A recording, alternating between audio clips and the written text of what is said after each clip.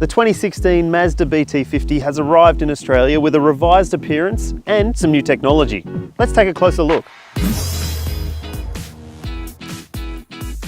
There are 23 derivatives of the new look Mazda BT50 to choose from, with 4x2 and 4x4 variants, as well as single, space and dual cab body styles.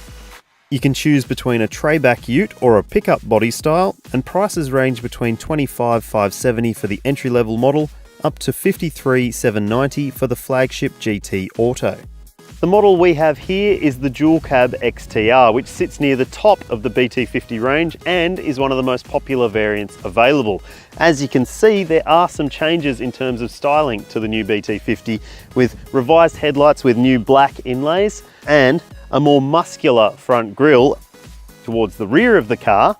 In models fitted with the style side tub, there haven't been major changes, although these new taillights do sharpen up the look. But it's fair to say that the BT50 still isn't as macho as some of its mainstream rivals, but it does tick all the boxes when it comes to load carrying capacity.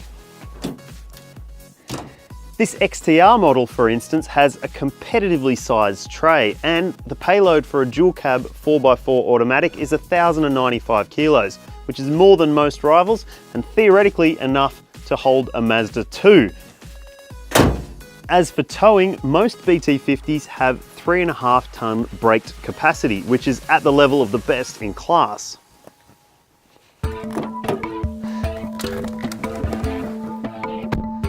Inside, there have been minimal changes, but there is, in the top two specs, a new touchscreen media system. It's a 7.8-inch colour unit, and it includes a simple but effective satellite navigation system and Bluetooth phone and audio streaming. A reverse view camera is standard on the top two models in the range, and it shows up here in the rear view mirror. You can option that safety tech on other variants in the lineup, but it does cost. Other areas of the cabin haven't seen much change. There's still the same climate control knobs, instrument cluster and steering wheel, but it's still a smart space, and in dual cab form, it's one of the most spacious on the market.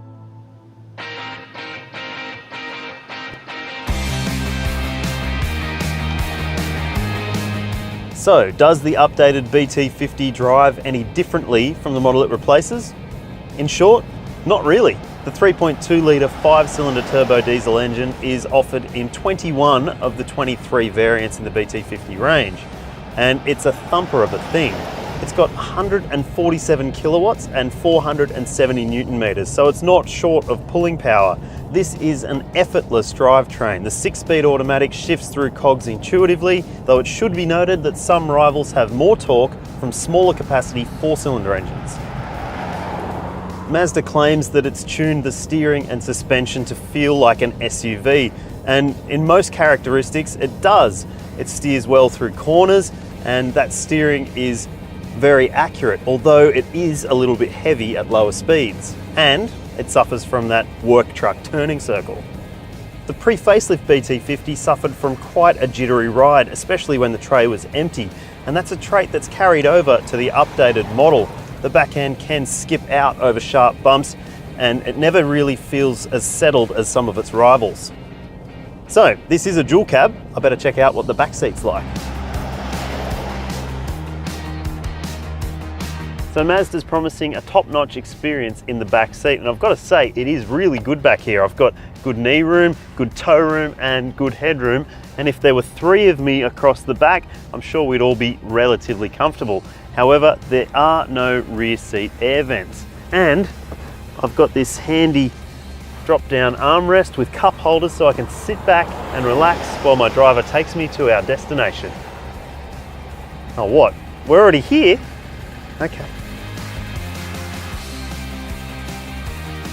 So the Mazda BT50 dual cab is comfortable in the back, drives very well, and it feels more refined than it did before. The fact it looks a bit more macho is a bonus, and it means the Mazda remains one of the best options in the ute class.